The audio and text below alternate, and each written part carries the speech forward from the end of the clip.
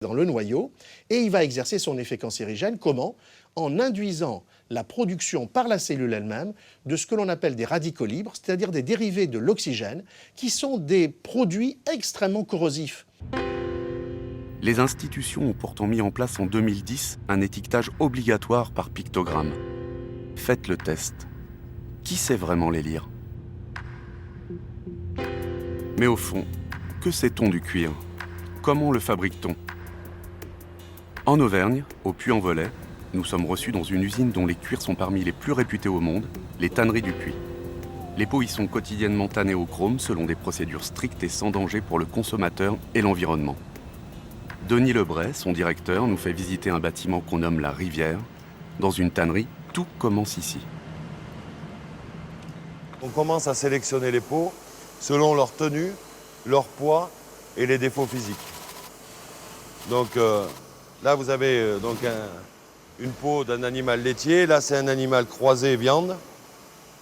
Vous savez que derrière le poil, il peut y avoir un tas de défauts. Et ça, quand on achète la peau, c'est à la fin qu'on verra s'il y a des défauts. Les peaux fraîches, en provenance des abattoirs, arrivent ici chaque matin recouvertes de sel. Elles sont rincées, épilées, puis plongées dans un bain de chrome 3. À partir de ce moment, elles deviennent imputrescibles. Ces peaux, les professionnels les appellent wet blue. À ce stade-là, on a déjà une très grosse évaluation de la qualité de la peau. Si vous avez des choix avec peu de défauts, ça peut aller, on peut l'orienter chaussure. Mais s'il y a beaucoup de veines et de rides, ça n'ira pas à la chaussure. Parce que la ride marque sur la chaussure et au travail physique de la chaussure, ça n'ira pas. Ces premières étapes sont communes à toutes les tanneries du monde. Ici, à la tannerie du Puy, les peaux sont ensuite colorées, huilées avec soin, réhumidifiées, lissées, bichonnées. Les cuirs qui sortent d'ici sont convoités par les grandes marques mondiales du luxe comme Weston, Delvaux ou Hermès. Mais le cuir, ce n'est pas que du luxe, c'est surtout un marché de masse avec ses règles et ses petits secrets.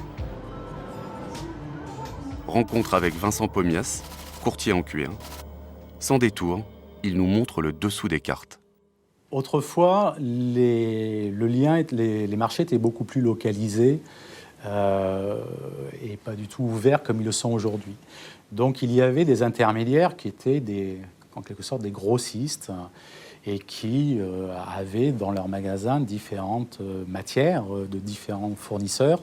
Et les gens venaient acheter cette matière directement chez ce grossiste. Les moyens de communication aujourd'hui font que de toute façon, quel que soit l'endroit où vous vous trouvez dans la planète, si vous avez un satellite au-dessus de la tête, vous pouvez vendre du cuir sur les Champs-Élysées.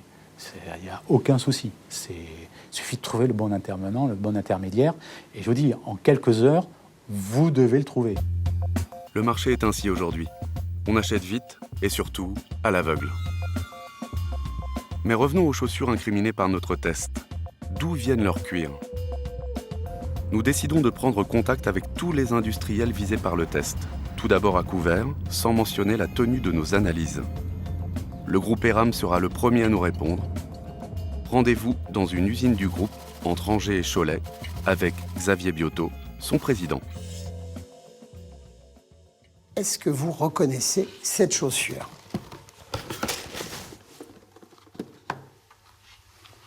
Oui, je la reconnais, oui. Oui, c'est une jolie ballerine. Elle est bien à vous. Elle est bien à nous, elle est bien à nous. Griffée Eram, ça correspond bien à notre positionnement de mode accessible. C'est un produit de qualité, puisqu'il est dessus cuir et doublure cuir, et il n'est vendu que 49 €, comme c'est inscrit sur votre boîte. Absolument. On a confié ces 10 paires de chaussures à un laboratoire d'analyse très connu pour l'indépendance et pour la rigueur de son travail. Oui. Et on a fait analyser le taux de chrome 6 dans ces chaussures. D'accord. Votre paire de ballerines rouges est malheureusement sortie bon dernier du test. Nous nous sommes attelés à ce sujet. Et aujourd'hui, on a mis en place toute une procédure, on a créé toute une équipe avec évidemment la volonté de se conformer aux nouvelles législations. Qu'est-ce que vous êtes en train de me dire? Que c'est 43,6 mg par kilo, ce qui est une dose très importante. Vous saviez à l'avance que ça contenait autant de chrome en le mettant sur le marché? Bien sûr que non, je suis pas un technicien chimiste. Hein. Tout ce que je sais, c'est que c'est un sujet pour l'ensemble des fabricants, qu'ils soient d'ailleurs producteurs en France ou partiellement producteurs ou importateurs. C'est un sujet totalement général sur lequel se penche l'ensemble des équipes.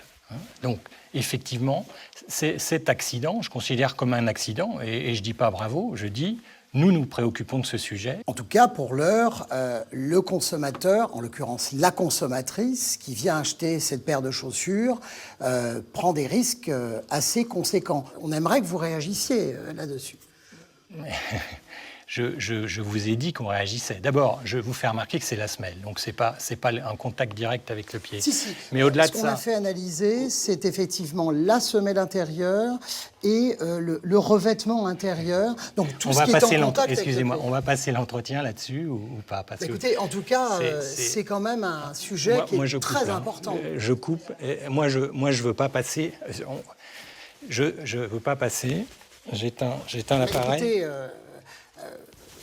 vous devez, c'est important, nous dire. Autre question, on veut savoir.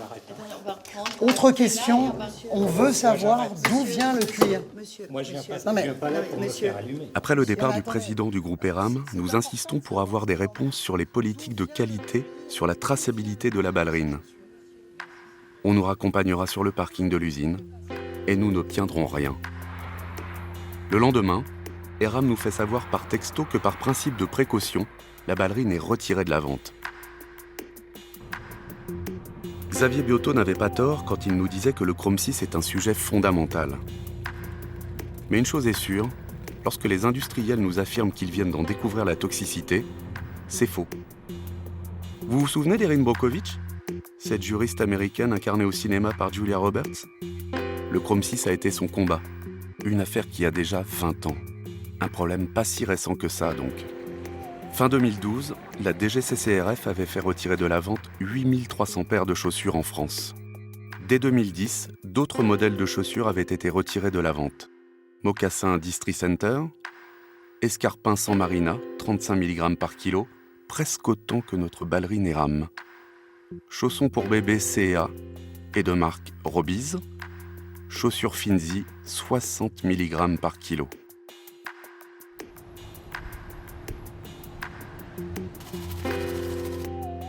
À la DGCCRF, Marie Taillard nous reçoit dans son bureau. Si un consommateur rencontre un problème, qu'il a une irritation, qu'il est brûlé sur les pieds, alors la première réaction va être d'aller voir le médecin ou d'aller au service d'urgence. Et là, ensuite, il va se soigner. Il ne faut surtout pas que le consommateur oublie de nous prévenir. Il faut qu'il vienne avec ses chaussures à la direction départementale de la protection des populations de son département, parce que pour le coup, là, pour nous, c'est le démarrage d'une enquête. On va voir si, effectivement, au-delà de l'expertise médicale qui sera de lier l'irritation à la chaussure, nous, on va aller voir ce qui se passe dans la fabrication de ces chaussures. En France, hormis pour les chaussures de sécurité, le taux de chrome 6 dans les chaussures n'est pas réglementé. En clair, dans cette affaire, la DGCCRF est un gendarme sans grand pouvoir. Il faut absolument que les institutions réglementaires mettent en place des systèmes de régulation qui nous mettent à l'abri, nous consommateurs, de ces contacts, ici avec les chaussures et le chrome, ailleurs avec d'autres produits cancérigènes, par d'autres modes de contamination. Les institutions trouvent tout leur sens lorsqu'elles sont là pour protéger les consommateurs, pour protéger les citoyens européens. Qu'en est-il au niveau européen ? Le consommateur est-il protégé ? Nous prenons contact à Bruxelles avec celui qui est en charge de la consommation. Dès le premier échange de mails, on nous répond qu'il n'est pas d'usage de poser ce genre de questions à un commissaire européen. Si une question qui concerne la consommation est hors sujet pour un commissaire à la consommation, alors quelles sont les bonnes questions à poser ? Pas toutes, visiblement. Devant un tel refus, nous contactons une députée européenne au fait des problèmes de toxicité et de consommation, Michèle Rivasi. C'est à Paris, à la représentation du Parlement européen, que nous la rencontrons. Il faut absolument développer des contre-pouvoirs qui puissent analyser, parce que s'il n'y a pas de contrôle, eh ben on tombe dans le scandale de la viande de cheval. Pourquoi ils ont pu le faire? Parce qu'il y a très peu de contrôle. Et en même temps, on nous dit qu'il faut diminuer les fonctionnaires. Il faut savoir ce qu'on veut. Si on veut des contrôles, il faut qu'ils soient publics, parce que faire confiance seulement à l'industriel, on sait pertinemment qu'il est jugé parti. Donc il ne faudra jamais nous dire complètement la vérité. Moi, je suis persuadée qu'il y a des très grandes marques qui fabriquent la chaussure en Europe, mais que le cuir vient du Vietnam ou du Bangladesh ou de Chine, et donc ils utilisent ces produits toxiques qu'on va retrouver au niveau de ces chaussures et de ces divans. Donc ça veut dire qu'on n'est pas assez soucieux des matières premières. Et à l'heure actuelle, on est de plus en plus dépendant, parce qu'on veut avoir des prix à bas coût, de matières premières qui peuvent être hyper toxiques, comme dans le cas du chrome 6. Dans l'affaire du chrome 6, pourquoi l'Asie est-elle pointée du doigt? En réalité, depuis 2007, seules les tanneries européennes sont soumises au dispositif REACH, qui encadre strictement l'usage des produits chimiques. Atterrissage à Saïgon. 75% des chaussures que nous portons proviennent d'Asie. Mais aucun autre pays que le Vietnam n'incarne un dynamisme aussi fou en matière d'industrie de la chaussure. Nous voulons comprendre sur place comment travaillent les tanneries, comment s'organise la production. Nous contactons la propriétaire d'une usine de chaussures où travaillent une centaine d'ouvriers. Elle refuse catégoriquement notre caméra dans son usine. Mais après négociation, elle accepte de nous montrer un de ses ateliers. Direction le centre de Saïgon. C'est au fond d'une ruelle, au rez-de-chaussée d'une petite maison, que se trouve l'atelier de Madame Trinh.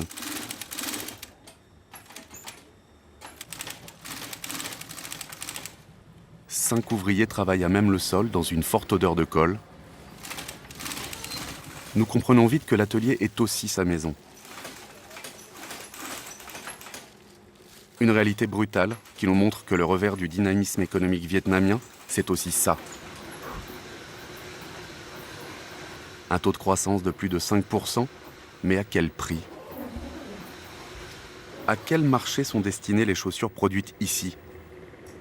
Mais surtout, d'où provient le cuir qui les compose? C'est la propriétaire de l'atelier qui va nous répondre. J'utilise des cuirs vietnamiens et étrangers, mais surtout étrangers. De quel pays en particulier? Du cuir chinois et aussi du Bangladesh.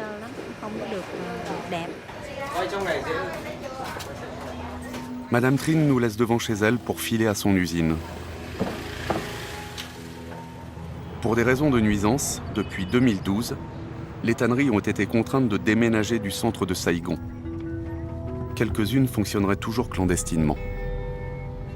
Nous décidons d'aller enquêter dans l'ancien quartier des tanneurs, le district 11. Dans le dédale des artères de Saïgon, à la nuit tombante, nous nous arrêtons sans cesse pour faire parler des vendeurs de rue. Nous sommes aidés par notre traducteur. Il se fait passer pour un acheteur de cuir. Ruelle après ruelle, des habitants nous mettent sur quelques pistes.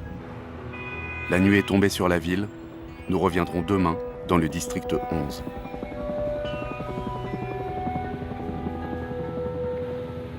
Saïgon, deuxième jour. Ce matin, direction la province de Binh Duong, épicentre de la production de chaussures au Vietnam. Après 2 heures de voiture, dans une zone industrielle créée par l'État, à l'écart de la route principale, nous arrivons à la tannerie Tan Tec. Ce gigantesque site fonctionne 6 jours sur 7, 16 heures par jour. Visite guidée par Thiago Horn, le directeur du site. Aller au cordeau, propreté, ouvrier en uniforme. Le propriétaire est une multinationale basée à Munich. Pas moins de 13 millions d'euros ont été déboursés pour démarrer l'usine en janvier 2010. 390 ouvriers tanneurs y travaillent dans des locaux à la mesure de la production. La visite commence au laboratoire de la tannerie, un endroit clé. Pas de procédure qualité sans test fréquent. Voilà une pièce très importante. Pas de gestion de la qualité sans tests fréquents. Ici, on teste le chrome 3, le chrome 6, la demande chimique en oxygène. Quand on fait les tests, on utilise cette machine. Vous connaissez donc la quantité de chrome 6 dans chaque pot. Nous ne testons pas tout le cuir fini ici. On ne teste pas toutes les semaines. On ne teste pas tous les lots, seulement les pots qui arrivent. L'autre défi pour Tantec, ce sont les rejets de chrome 6 dans l'environnement. Un pas déjà énorme pour endiguer tout problème. Pouvez-vous nous expliquer cette colonne sur le chrome 6 ? Vous pouvez voir ici, nous sommes toujours au-dessous, autour de 0.006. Le chrome 6 n'est pas vraiment une question pour nous. Malheureusement, la plupart des tanneries travaillent encore comme on travaillait il y a 50 ans. Ils ne se sont pas réveillés pour voir que nous sommes aujourd'hui en 2013. Ils continuent de penser comme dans le passé. Dans cette immense usine, les cuirs sont destinés au marché début et milieu de gamme. Il est donc possible de produire des chaussures bon marché avec du cuir propre. En ce moment, nous traitons environ 2500 pots par jour. Mais nous approchons de notre basse saison. À haute saison, nous traitons environ 4000 pots par jour, c'est-à-dire 4000 vaches. À la tannerie, chaque pot qui arrive est acheté 85 €. En France, c'est 4 fois plus. 50% restent ici pour le marché local, pour les fabriques locales de chaussures. Les autres 50% sont pour la Thaïlande, l'Inde, le Bangladesh, l'Indonésie et aussi la Chine. Tantec travaille avec les grands centres de fabrication en Asie. En résumé, des pots provenant du Brésil ou des États-Unis seront ensuite tannés au Vietnam, puis transformés en chaussures en Chine ou au Bangladesh, pour au final être vendus en France.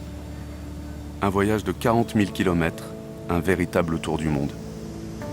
Un mot d'ordre chez Tantec, des procédures qualité et la traçabilité sur toute la chaîne de production. C'est le tatouage. Nous pouvons la tracer depuis le fournisseur. Chaque pot arrive avec un tatouage pour identifier sa provenance et ressortira avec un second pour identifier son lieu de tannage. Malheureusement, Tantec fait encore figure d'exception, mais prouve à l'évidence que si les industriels du cuir veulent produire plus propre, ils le peuvent. Pour le consommateur, c'est une vraie garantie. De retour dans le district 11, nous poursuivons notre recherche de tannerie clandestine. Nous trouvons une tannerie chinoise. Nous y entrons en caméra discrète. Des pots à même le sol, des ouvrières sans protection. Impossible d'aller plus loin dans le bâtiment. Nous ne verrons pas les autres étapes du tannage et dans quelles conditions le chrome a été utilisé. Depuis notre arrivée au Vietnam, on nous parle d'un artisan réputé pour son travail. Monsieur Ngoc, 82 ans, est bottier depuis 65 ans. C'est un peu le dernier des Mohicans. Il nous fait visiter son atelier minuscule où il travaille tous les jours pour façonner à la main quelques 300 à 400 paires de souliers par an. Que peut-il nous dire sur le cuir fabriqué dans son pays? Ici, il y a des cuirs, mais le tannage, ce n'est pas bon. Le tannage, le faute de tannage. Pourquoi ça n'est pas bon? C'est la technologie, les produits chimiques. Chose étonnante chez Monsieur Ngoc, quand on achète une chaussure, on vient avec son cuir. Ah oui, oui. Ça, c'est incroyable, ça. Oui. Vos clients apportent leur cuir et vous leur faites les chaussures à leur mesure. Oui. Les pots arrivent de Paris, de New York, par la poste, tout simplement. Nous profitons de sa visite au salon du cuir et de la chaussure pour nous y rendre aussi. Dans un bâtiment flambant neuf, au cœur d'un quartier d'affaires sorti de terre comme un champignon, le nouveau Vietnam vous salue. Ici, on achète du cuir et des chaussures par dizaines de milliers de paires. Les Européens sont bien là, certains d'entre eux pour faire leur marché, comme cet acheteur espagnol. Combien de paires par an vous achetez? 5 millions de paires. 5 millions de paires. J'achète surtout en Chine. Vous travaillez aussi pour des marques françaises? Oui, je travaille pour André. Vous connaissez André? Je travaille pour André. Aucun doute, le Vietnam est un Eldorado où il faut être. Le salon draine ses opportunistes en tout genre. Au détour d'une allée, nous rencontrons Paolo, un exportateur italien installé à Saigon. Je ne veux pas vendre une chaussure par mois, je veux en vendre 1000 par mois. Je gagne 3-4 euros par chaussure. Je ne veux pas en gagner 50, vous comprenez? Et c'est du vrai Made in Italy? Regardez, Made in Italy. J'ai aussi des chaussures pour femmes. Mais pas pour moi. Pas pour vous, et ni pour moi. Il nous explique les combines du Made in Italy. Si vous regardez les sites web au Vietnam, ils en vendent 4, 5, 6 millions. Elles ne sont pas fabriquées en Italie. Ce n'est pas du vrai cuir, c'est du plastique. Vous comprenez? Elles sont fausses. Ils écrivent Made in Italy, mais en Chine, ce ne sont pas des vrais Made in Italy. Vous voyez? Sur le stand voisin d'un industriel de Hong Kong, nous vérifions l'information. Excusez-moi, c'est du Made in Italy? Effrayant de constater qu'un logo Made in ne veut plus rien dire. Made in China. Non, c'est le logo d'un de mes clients. En pleine cérémonie d'ouverture, nous rencontrons un intermédiaire italien, l'un de ces hommes de réseau qui, sans état d'âme, sillonnent la planète. Il ne souhaite pas être filmé. Le Vietnam, c'est un pays très important au niveau du cuir, de la chaussure, au niveau de l'industrie. Et le cuir d'ici local, le cuir vietnamien, de peau vietnamienne, il est de bonne qualité? Disons moyenne qualité. Qu'est-ce qu'il fait? Il rajoute beaucoup de produits chimiques, des choses comme ça? Voilà. Mais il y a un problème. Il y a un grand problème de pollution, bien sûr. Et vous disiez qu'ils utilisent beaucoup de produits chimiques. Oui. C'est du chrome surtout, c'est ça? C'est surtout du chrome condamné. Je ne suis pas un expert en tannerie. Non, mais c'est du chrome, oui. Et que la Chine fasse sous-traiter ici, c'est un phénomène qui date de La Chine, République populaire, c'est un phénomène depuis quelques années. Ah, c'est très neuf, en fait. Oui, très neuf. Mais les Taïwanais et les Coréens, c'est pas très neuf. Depuis longtemps, ils font la chose de transition. Ce qui est difficile à comprendre, c'est que la Chine, ayant des produits pas très chers, si elle fait elle-même sous-traiter, comment font-ils leur marge alors dans ce cas-là? Dans les dernières années, le coût de la main-d'œuvre dans ces régions a augmenté. Alors, le marge pour eux, c'est moins. En plus, il y a un problème maintenant. La Chine aussi a une crise, même si le gouvernement ne veut pas le dire. Alors, pour rester debout, ils vont où la main-d'œuvre coûte moins cher pour avoir des marges aussi. Au Guangdong coûte 150 € par mois. Ici, c'est encore 70 €. Au Bangladesh, 30-40 €. Il n'y a pas de syndicat, non? Non, il n'y a pas de syndicat. Le manque de syndicats fait les choses plus faciles, disons. Vous pensez qu'il y a une volonté ici gouvernementale pour que les salaires ne montent pas trop vite? Oui, bien sûr. Ouais, Vous êtes sûr de ça? Oui, je suis sûr. Oui. Sinon, ils vont même perdre les coopérations qu'ils ont déjà. Oui, bien sûr. Il y a 20 ans, la France délocalisait en Chine. Aujourd'hui, c'est la Chine qui délocalise à son tour chez ses voisins les plus pauvres.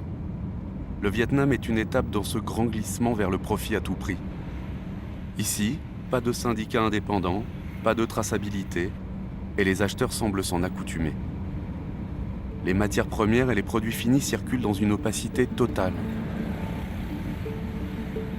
La filière que nous remontons travaille trop souvent sans garde-fou.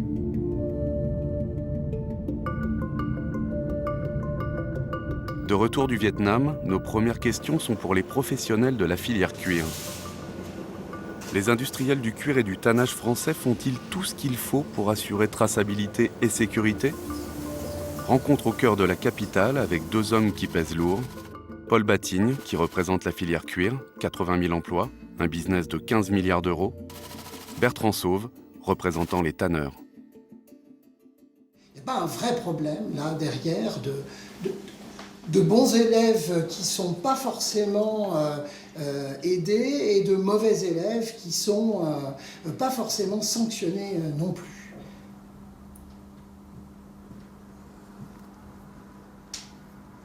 Là, on aborde le sujet de l'innocuité. Et justement, nous, ce qu'on souhaite mettre en place avec le CTC dont on parlait tout à l'heure, c'est effectivement un label d'innocuité. Donc ça, c'est une chose qui est justement pour répondre à ces problématiques-là, parce qu'effectivement, tout dépend de la marque, tout dépend le circuit à la fois de production et le flux d'approvisionnement du composant. De la paire de chaussures dont vous parlez là, ou d'une... Alors ça pose plusieurs questions. Il y a le problème d'innocuité, il y a le problème de traçabilité. Aussi, l'innocuité, on est en train de travailler un label français d'innocuité. Et la troisième question, c'est qui a trait d'ailleurs au consommateur. Consommateur qui veut acheter bon marché, peut-il s'attendre à des chaussures qui aient toutes les qualités? Est-ce que ce cuir qui vient d'Asie, vous savez s'il rentre dans la composition, de plus en plus dans la composition de chaussures vendues en France?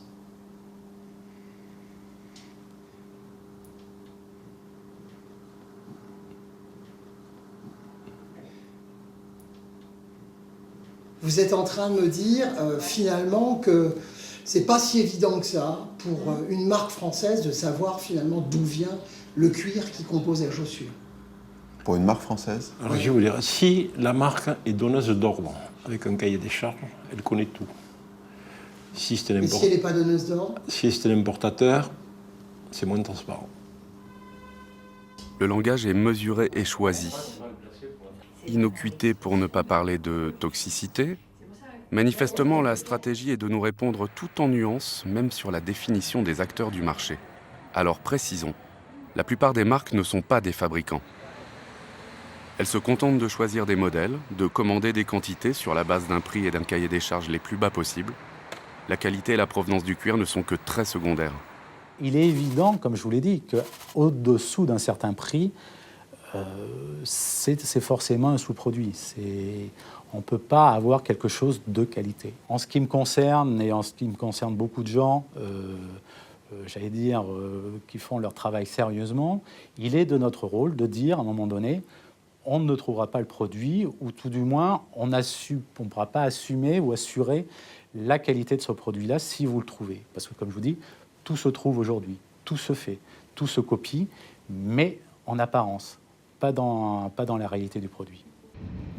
Il ne reste qu'une poignée de marques qui font encore fabriquer en France. Nous partons à Romans-sur-Isère pour y visiter l'une des dernières usines encore en activité, celle de la marque Robert Clergerie. Chez Clergerie, tout commence par une sélection des plus belles peaux. On va regarder. Chèvre en velours. Oui, on va regarder ensemble cette couleur-là, voir la noblesse de la peau. Parce que chaque peau est unique, pour celui qui la travaille, tout le savoir-faire, c'est d'évaluer ses qualités mécaniques. Souplesse, élasticité et maintien. Il est joli aussi. Hein. Un grain presque invisible. Là. Il a quand même ses veines, ses rides qui lui laissent du charme là. Une fois que ça va être plaqué sur forme, elles vont pratiquement disparaître. Voilà. Et si jamais il y en a qui se voient un petit peu, on va faire en sorte de couper la paire pour pas que ça soit plus joli. 100 à 200 opérations sont ici nécessaires pour donner naissance à une chaussure. 2 à 4 fois plus que pour un produit d'entrée de gamme. L'âme du vrai Made in France.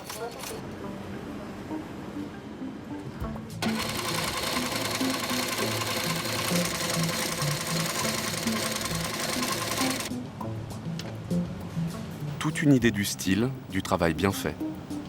À partir de cuirs qui ont été choisis, évalués et testés. Plus de 50 pièces découpées, assemblées avec soin pour faire une chaussure. Aux antipodes du haut de gamme et du luxe, le marché de masse. Comment se décompose le prix d'une paire de chaussures à 50 €? Qui gagne quoi?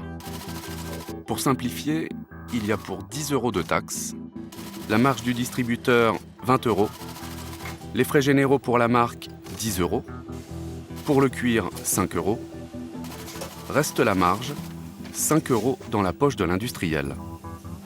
Le cuir, ce n'est donc que le 10e du prix d'une paire de chaussures. Très peu de choses finalement. Toujours sans réponse des 2 marques de chaussures incriminées par notre test, nous décidons de les relancer avec un succès très mitigé. Et pourquoi donc? Quelle est la raison à ça?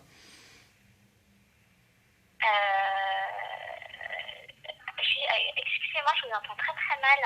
Vous voulez que, Allô? vous voulez que je vous... Oui, vous voulez que je vous rappelle? Allô? Au service communication de Carrefour, c'est le silence radio. À la bottine souriante également. Parmi les marques blanchies par notre test, seules 3 marques nous répondront. San Marina, la Halle aux chaussures par courriel où seuls les pays d'origine du cuir seront mentionnés, et Jonac, où nous serons reçus sans difficulté. Alors, je voulais vous montrer quelque chose.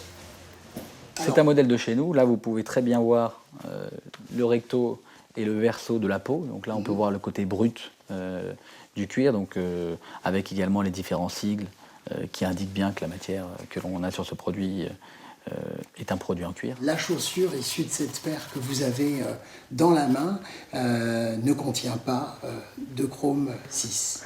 Alors, notre sentiment, il est vraiment clair. C'est-à-dire que nous, Jonac, on vise à desservir de la qualité à nos clientes. Donc on n'est pas dans une démarche de culture du profit à tout prix ou d'entreprise toujours plus rentable. Et donc, a fortiori, on peut se permettre de desservir une qualité qui nous permette une bonne qualité, qui nous permette de bien vivre et sans toujours aller chercher un sourcing qui va être moins cher, au détriment de la qualité, au détriment du confort, au détriment de plein de choses qui vont, sur le court terme, peut-être faire gagner un peu plus d'argent à l'entreprise, mais qui vont forcément, sur le long terme, pénaliser l'entreprise. Preuve qu'un industriel positionné milieu de gamme peut avoir du contrôle sur ses fournisseurs et jouer la carte d'une production en Europe. Pendant 2 mois, le groupe Eram restera muet face à nos demandes. Et puis soudain, changement de stratégie. On nous fait savoir que Laurent Lebrun, directeur technique du groupe, accepte de nous répondre. Ce qui va suivre est édifiant et inquiétant. Vous avez des réponses, je crois, à ces questions. Alors, déjà, oui, pour vous dire que le fournisseur nous a indiqué que les cuirs venaient d'Italie. Donc, ce qu'il faut savoir, c'est que rien n'oblige aujourd'hui les fournisseurs à communiquer sur l'origine de leur cuir. Nous demandons des certificats, mais ce n'est pas suffisant. Et nous militons pour la mise en place d'une réglementation qui nous permet d'avoir l'assurance sur l'origine des cuirs. Donc, ce que vous êtes en train de me dire finalement, c'est que l'origine exacte du cuir qui compose cette ballerine, vous n'en savez rien vous-même. L'origine est incertaine. Nous construisons des partenariats avec nos fournisseurs de façon à les amener à être plus vigilants sur leur sourcing, plus précis sur leur sourcing. Mais aujourd'hui, et c'est vrai pour tous les distributeurs, aujourd'hui il y a de réelles difficultés à connaître l'origine précise des cuirs, tant le marché du cuir est mondialisé. Mais aujourd'hui, quand on est industriel de la chaussure, peut-on réellement ignorer l'origine de ce que l'on vend ? Alors, est-ce qu'ils n'ont pas le contrôle ou est-ce qu'ils ne veulent pas l'avoir pour se voiler la face ? Je pense aussi, il y a peut-être des deux, certainement. C'est plus facile de ne pas savoir ce qu'on fait plutôt que de le savoir et finalement de savoir qu'on fait les choses peut-être pas très bien. L'information doit passer et c'est lui qui, normalement, prend la responsabilité de mettre dans ses vitrines un produit qui n'est pas conforme aux normes européennes. Alors nous nous étions vus le 17 juillet dernier, 17 juillet 2013, et donc à ce jour-là, les modèles ont été retirés Absolument. de tout le marché français. Tout à fait. Nous avons la possibilité d'envoyer, et ça a été fait le jour même, Ça a même été fait le 17 juillet à 17h17. Ça ne s'invente pas. Nous avons envoyé un message à toutes les caisses enregistreuses des magasins de façon à ce que le jour même, les gérants, les vendeurs procèdent au retrait de la surface de vente de ces ballerines. Mais ce que notre interlocuteur ne sait pas encore, c'est que nous avons pu acheter très facilement le modèle soi-disant retiré de la vente. Une boîte. Je ne vais pas vous redonner une ballerine comme je l'avais fait avec Monsieur Biotto, mais cette paire de ballerines a pu être achetée à Paris plus de 5 jours après le 17 juillet, malheureusement. D'accord. Et puis en fait, on a voulu laisser un peu de temps et on a pu, c'était en date du 2 septembre, on a pu commander un nouveau modèle de ballerine. D'accord. Bon, bah écoutez, moi je vais... Je vous en remets copie. Je vais prendre en compte ces factures parce qu'effectivement, ça veut dire qu'il y a un manquement. Encore une fois, parce que nous avons reçu les retours au fur et à mesure au niveau de l'entrepôt, je peux vous assurer que l'immense majorité des produits a bien été retirée et a bien été retournée des points de vente. Mais malheureusement, pas toutes. Vous avez pu en trouver. Eh bien, on Assez va facilement, mener... ouais. Voilà, donc c'est pas normal. Nous allons mener notre enquête auprès de ces points de vente. À l'issue de cet entretien, une question s'impose. Comment est-ce possible qu'un industriel de cette taille ne soit pas maître du retrait de l'un de ses produits? Est-ce un cas isolé? Mais plus généralement, industriels et professionnels de santé collaborent-ils sur le Chrome 6? Êtes-vous de temps en temps contacté par des industriels, fabricants de chaussures et distributeurs de chaussures pour évaluer le cuir de leurs chaussures? Eh bien, je vous dirais jamais. En 30 ans de pratique, je n'ai jamais eu un contact qui vient d'abord de l'industriel qui fabrique des chaussures. Pourtant, tout industriel, toute personne, toute entreprise qui distribue un produit est responsable, non, de la qualité du produit qu'il met dans le cabas du consommateur? C'est une question intéressante, mais à laquelle j'aime autant ne pas répondre. À ce jeu, en l'absence de réglementation, ce sont les industriels qui ont la main. 2 États ont pourtant décidé d'agir. L'Allemagne, où une limite existe déjà, puis le Danemark, qui propose une réglementation européenne sur le Chrome 6 à taux limite de 3 mg par kilo. Depuis le printemps, c'est la Commission européenne qui l'examine. Sera-t-elle adoptée, édulcorée ou enterrée? Dans tous les cas, l'adoption finale n'est pas attendue avant mi-2015. Est-ce la seule arme des consommateurs contre les industriels? J'aimerais qu'au niveau des industriels, à partir du moment où ils manipulent des produits chimiques, il y ait en amont une étude sanitaire et environnementale. Tant qu'on n'a pas ça, et on le voit très bien sur les perturbateurs endocriniens, regardez le bisphénol A, on en trouvait dans les biberons des enfants. Et on a vu après coup que ça passait dans le lait, que ça pouvait entraîner des problèmes d'obésité, de cancer, de malformations génitales. Il faut attendre, vous voyez, des fois je me dis, mais vous attendez combien de morts pour réagir? Pendant 3 mois, nous avons insisté pour interviewer Benoît Hamon, le ministre de la Consommation, afin de connaître la position de la France sur la future réglementation Chrome 6. À ce jour, toujours aucune réponse. Politiques ou industriels, nos interlocuteurs ne sont décidément pas très loquaces. En France, comment en est-on arrivé là? Quand et comment cette industrie a-t-elle muté? Rencontre avec un monstre sacré de la chaussure, créateur et patron engagé, Robert Clergerie a revendu son entreprise il y a 2 ans. Libéré de toute contrainte, il dresse un état des lieux de l'industrie de la chaussure.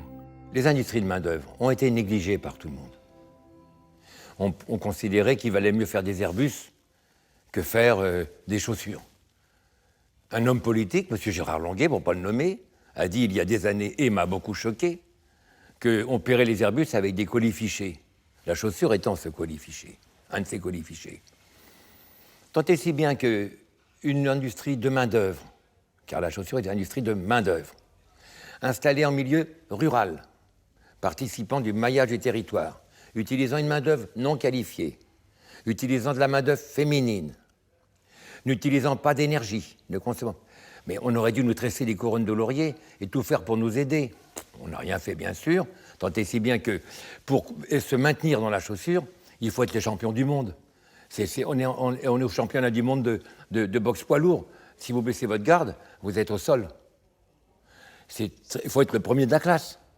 Donc, comme tout le monde n'est pas le premier de la classe, ben, la chaussure est morte. Voilà. En définitive, face au Chrome 6, sans véritable information, le consommateur est démuni et c'est cash qu'il paie toute dérive. Quels sont les bons réflexes à avoir? Quelles sont les alternatives fiables pour préserver sa santé? Dans la boutique parisienne de Patrick Daniel, des chaussures peu ordinaires. Elles ont été tannées végétalement à partir des tanins de bois comme le mimosa ou le châtaignier. C'est la vraie alternative au chrome, mais seulement le 10e dépôt tanné au niveau mondial. Un processus de tannage certes 2 à 3 fois plus long que le tannage au chrome, mais le surcoût pour une paire de chaussures vendues 50 € n'est que d'1 euro. Une vraie réponse, accessible à tous. Ça s'est réalisé avec des matériaux tellement peu toxiques qu'en fin de vie, la chaussure, au lieu de la jeter à la poubelle ou de la mettre dans un point, le relais, on peut la mettre dans le compost et au bout de 6 mois, la chaussure est complètement dégradée. Bref, en attendant 2015 et la décision de l'Europe sur le taux de Chrome 6, que faut-il retenir de tout cela avant d'acheter une paire de chaussures? D'abord que le prix ne garantit pas un cuir non toxique. Et que faut-il faire? Préférer une origine européenne pour le cuir ou choisir un tannage végétal. Mais surtout, prendre le temps de bien choisir.